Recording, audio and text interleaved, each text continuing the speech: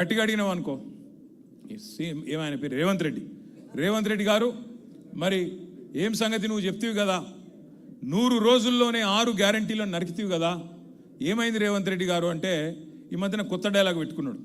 ఏమంటుండు, మన ఆదిలాబాద్ పోయి చెప్తున్నాడు, అవునా నాకు తెలియక అడుగుతా, ఎంత పెద్ద కండలు తిరిగిన పైల్వానైనా 3 నెలలనే పిల్లలు పుట్టిస్తాడా? నీయో మాకు తెలియపాయ, ఇది ఏది 3 నెలల్లో పిల్లలు పుట్టారని మాకు తెలియదు, ఇక్కడ లగ్గాలు కాలే పిల్లల్ని కాలే మాకు తెలియదు, పిల్లలు పుట్టరు.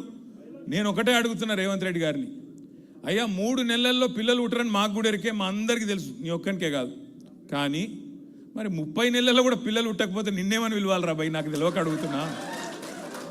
3 నెలల్లో పుట్టరు ఓకే, నువ్వే నరుకుతావు కదా 3 నెలల్లో ఇది ఇస్తా అది ఇస్తా అల్లం ఇస్తా బెల్లం ఇస్తా అని, మరి 30 నెలలు ఒడిచిపోయాయి కదా, 100 రోజులు అంటేవి 900 రోజులు ఒడిచిపోయాయి, నువ్వేం చేయకపోతివి. గట్టిగా అడిగినావు అనుకో ఏమన్నా అంటే, ఇంతకుముందు మా అన్నయ్య చెప్పిండు సీనన్న, లాగుల తొండలు ఇడుస్తా, గుడ్లు వీకి గోటిలాడతా, పేగులు తీసి మెడలు వేసుకుంటా. పేగులు మెడలు వేసుకున్నట్టు అయింది నాకు అర్థం కాదు, మన బోటి కొట్టేటోడు కూడా వేసుకోడు, వీడు ముఖ్యమంత్రి, ఈ మాటలు మాట్లాడితే ఏమనాలి చెప్పు. పేగులు మెడలు వేసుకుంటా, ఎవరు వేసుకుంటావు? చూసినాం నిన్న, ఎంత దుర్మార్గుడు అంటే సొంత పార్టీలోనే వెన్నుపోటు ఓడిచిండు. ఆమె ఒక ఆమె ఉండే పాపం, పెద్ద మనిషి, మీనాక్షి నటరాజన్ అని, కొద్దిగా నిజాయితీ గల మనిషి, రాహుల్ గాంధీ నమ్మిన బంటు. ఆమెను వీడు లంగున్నాడు, వీడు జర చూడు అని చెప్పి పంపించిండు రాహుల్ గాంధీ. ఆమె కొద్దిగా చూసింది, వీడు భూములు అమ్ముకుంటాడు, కాంట్రాక్ట్లు అమ్ముకుంటాడు, వీడు నిజంగానే లంగున్నాడు అని పోయి రాహుల్ గాంధీకి చెవుదే చెప్పింది. పగబట్టిండు మనోడు, పగబట్టి ఎట్లన్నా చేసి సందు దొరికినప్పుడు చెప్పాలని చెప్పి ఒక దొంగ కేసు పెట్టించిండు హైదరాబాద్లో. ఆమెకు తెలియని కూడా తెలియదు పాపం కేసు ఉందని. ఆమె పోయి ఏం చేసింది, అక్కడెక్కడో మధ్యప్రదేశ్లో ఎలక్షన్, రాజ్యసభ ఎలక్షన్కు నామినేషన్ వేసింది. వీడు ఎంత లంగా అంటే ఆమె మీద పగబట్టిండు కదా, ఈ కేసు ఉన్న విషయం బీజేపీ వాళ్ళకి చెప్పిండు. బీజేపీ వాళ్ళు పోయి ఎలక్షన్ కమిషన్కి షికాయత్ చేసారు, పాపం ఆమెకు రాజ్యసభ రాకుండా చేసిండు. ఒక గసంటోడు అంటే వేరే వాళ్ళకి శటకోపం పెట్టుడు కాదు, సొంత పార్టీ వాళ్ళకి కూడా గుండు కొట్టిండు, శటకోపం పెట్టిన లంగా రేవంత్ రెడ్డి. అందుకే నేను మీకు చెప్పేది, గతంలో కూడా చెప్పినా మళ్ళీ కూడా చెప్తున్నా, ఇసొంటి వాళ్ళని నమ్ముకొని మనం తెలంగాణను ముందుకు తీసుకుపోతామంటే కుక్కతోక పట్టుకొని గోదావరి ఇదినట్టే ఉంటుంది.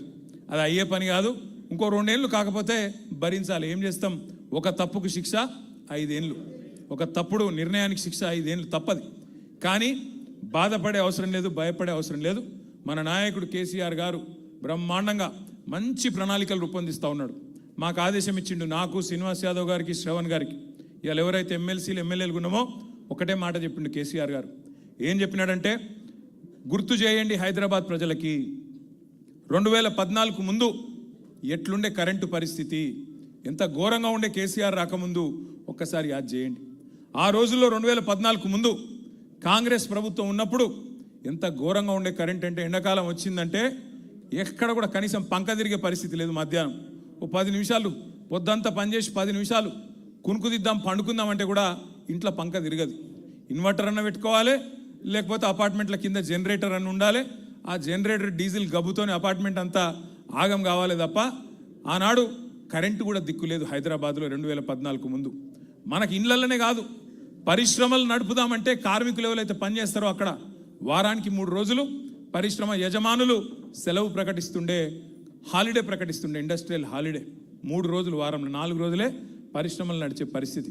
అట్లాంటిది కేసీఆర్ గారు వచ్చినాక 6 నెలల లోపలనే 24 గంటల కరెంటు హైదరాబాద్కు మళ్ళీ తిరిగి పరిచయం చేసిన నాయకుడు మన నాయకుడు కేసీఆర్ గారు. అదే స్ఫూర్తితోని మీకు చెప్పమన్నాడు, నాకు శ్రీనివాస్ యాదవ్కు కేసీఆర్ గారు చెప్పినారు. ఏం చెప్పిండు, 24 గంటల కరెంట్ ఎట్లయితే ఇచ్చినామో మళ్ళీ 2028లో తిరిగి వచ్చిన తర్వాత 24 గంటలు మంచినీళ్ళు ఇచ్చే బాధ్యత కూడా మనమే తీసుకుందాం. గులాబీ జెండానే తీసుకుంటుంది. గల్లీ గల్లీకి, ఇంటింటికి 24 గంటల మంచినీళ్ళు కూడా ఇచ్చి చూపెడతామని చెప్పి కూడా నేను విజ్ఞప్తి చేస్తున్నా. 24 గంటల కరెంట్ ఇచ్చిన పార్టీయే రేపు 24 గంటల మంచినీళ్ళు కూడా మీకు ఇచ్చి చూపెడతాం. కేసీఆర్ గారు ఏదైనా పట్టుదలగా తీసుకున్నాడంటే బరాబర్ చేసి తీరుతాడు. రానే రాదన్నారు తెలంగాణ, యాడైతే తెలంగాణ అవుతుందా ఈ బకటాయనతో అన్నారు. వచ్చిందా లేదా ఇవాళ తెలంగాణ? గట్టిగా పట్టుబడితే ఇంపాసిబుల్ అనుకున్న తెలంగాణనే సాధించిన నాయకుడు కేసీఆర్. కరెంటు రాదన్నారు, తెచ్చి చూపెట్టిండు. పరిశ్రమలు పారిపోతాయన్నారు హైదరాబాద్కి వెళ్ళి, ఏం చేసిండు కేసీఆర్ గారు? 3 లక్షలు ఉండే ఉద్యోగాలు ఐటీలో 3,23,000 ఎక్కడికెళ్ళి ఎక్కడ తీసుకుపోయిండు 10 ఏళ్ళ 3,23,000కెళ్ళి 10 లక్షల ఉద్యోగాలకు తీసుకుపోయిండు కేసీఆర్ గారు ఐటీ రంగంలో మన పిల్లల కోసం. అట్లాగే ఏం చేసిండు కేసీఆర్ గారు అంటే 1-2 కాదు, కరెంటు మంచిగా చేసిండు. మీ ఖైరతాబాద్లోనే జలమండలి ఆఫీస్ ఉంటుంది. నేను చిన్నప్పటికెళ్ళి నేను కూడా మీ ఖైరతాబాద్లో పెరిగిన, ఎర్రమంజిల్లో పెరిగిన. నేను ఆ నిమ్స్ హాస్పిటల్ పక్కకు ఎర్రమంజిల్ కాలనీ క్వార్టర్లు ఉంటాయి, ఎమ్మెల్యే క్వార్టర్లు ఉంటాయి, అందులో పెరిగిన నేను కూడా. ఆ 135 బస్ ఎక్కి పోయేటోని నేను కూడా. ఏదో వెంకటరమణ కాలనీ మీదకి వెళ్ళి ఆనందనగర్ కాలనీ మీదకి వెళ్ళి ఖైరతాబాద్ చౌరస్తా మీకు అందులోకెళ్ళి పోయినోని నేను కూడా. 135A అనుకుంటుంది. ఎందుకు చెప్తున్నా అంటే ఆ బస్సులో పోతుంటే ఖైరతాబాద్ HMWS ఆఫీస్ కాడికి వచ్చే వరకు ఎండాకాలం వచ్చిందంటే చాలు, కుండలు బిందెలు లొల్లులు, ట్రాఫిక్ జాము, ఆగమాగం. మా షకీలారెడ్డి గారు ఇక్కడే ఉన్నారు, తలుపుతున్నారు ఆమె అవునని. ఎందుకంటున్నా అంటే 1-2 కాదు, ఇవాళ మొత్తం అన్ని ప్రతిపక్షంలో ఎవరుంటే వాళ్ళు, కాంగ్రెస్ అధికారంలో ఉంటే టీడీపీ ధర్నాలు, టీడీపీ అధికారంలో ఉంటే కాంగ్రెస్ ధర్నాలు. జలమండలి ఆఫీస్ ముందు కుండలు బిందెలు, వాటర్ ట్యాంకర్ల కాడ లైన్లు. ఇది హైదరాబాద్ పరిస్థితి 2014 మున్పు. కానీ కేసీఆర్ గారు వచ్చినాక మంచినీళ్ళ వసతి మంచిగా చేసి గరీబోళ్లకు 20,000 లీటర్లు ఉచితంగా ఇచ్చిండా లేదా? 20,000 లీటర్లు. మనం ఉన్నప్పుడేమో 20,000 లీటర్లు ఫ్రీగా ఇచ్చినాం. ఇప్పుడు ఈయన వచ్చినాక 20,000 లేవు, అవి లేవు, అసలు నీళ్ళే అత్తలేవు. ట్యాంకర్లు ఎంబడ మళ్ళీ తిరిగే పరిస్థితి మళ్ళీ వచ్చింది. కనీసం మంచిగా చేసిన వాటిని కూడా కాపాడుకునే తెలివి లేదు ఈ కాంగ్రెస్ ప్రభుత్వానికి. కరెంటు చక్కగిస్తలేరు, మంచినీళ్ళు చక్కగిస్తలేరు. కేసీఆర్ గారి నాయకత్వంలో గరీబోళ్లకు సౌలత్ ఉండాలని చెప్పి మనం రాకమునుపు స్వాతంత్రం వచ్చిన కాడ నుంచి మొన్నటి దాకా 2014 దాకా హైదరాబాద్లో పెద్ద దవాఖానా అంటే ఉస్మానియా కోవాలి, గాంధీ కోవాలి, లేదంటే మీకు హైదరాబాద్లో నిమ్స్. ఈ 3 ఏది కూడా కాంగ్రెస్ వాడు కట్టలే. 3 నిజాం కట్టినే. నిజాం నవాబు కట్టిండు అప్పట్లో. గాంధీ, ఉస్మానియా, నిమ్స్. వీళ్ళు 65 ఏళ్ళు పరిపాలించారు కానీ ఒక్క దవాఖానా కట్టలే. అదే కేసీఆర్ గారు 1 కాదు 2 కాదు 4 టిమ్స్ హాస్పిటల్ కట్టిండు. TIMS Telangana institute of medical sciences. 1 ఇక్కడనే సనత్ నగర్లో నేను మన సీనన్న మొన్న పోయి చూసి వచ్చినాం. అది ఎంత అలీషాన్ ఉందంటే మీరు పరిశాన్ అవుతారు చూస్తే. ఇప్పుడు గిడ మన పార్టీ ఆఫీస్కి వచ్చేటప్పుడు ఈ మూల మీద ఎన్టీ రామారావు గారి శ్రీమతి పేరు మీద, బసవతారకం గారి పేరు మీద ఇక్కడ క్యాన్సర్ దవాఖాన ఉంటుంది. ఆ క్యాన్సర్ దవాఖాన కాడ చూస్తే బాధ అనిపిస్తుంది. లోపల పేషెంట్లు ఉంటారు, మొత్తం అలా అటెండెంట్లు అందరూ వాళ్ళ కోసం వచ్చిన వాళ్ళంతా రోడ్ల మీదే ఉంటారు. మా అమ్మ నాయన మేమందరం ఉండేది గాడిని గిదే పక్కనే మీ వెంకటేశ్వర కాలనీలో ఉంటాం. వాళ్ళు మా అమ్మ నాయన చూసేది ఎప్పుడు చూసారా, ఇది ఏంది రోడ్ల మీద వండుడేంది, ఈ ఫుట్పాత్ల మీద ఉండుడేంది అని బాధతోని ఒకరోజు బాలకృష్ణ గారు వస్తే ఆ క్యాన్సర్ హాస్పిటల్కి ఏదో ట్యాక్స్ రిలీఫ్ కావాలని వచ్చిండు బాలకృష్ణ గారు.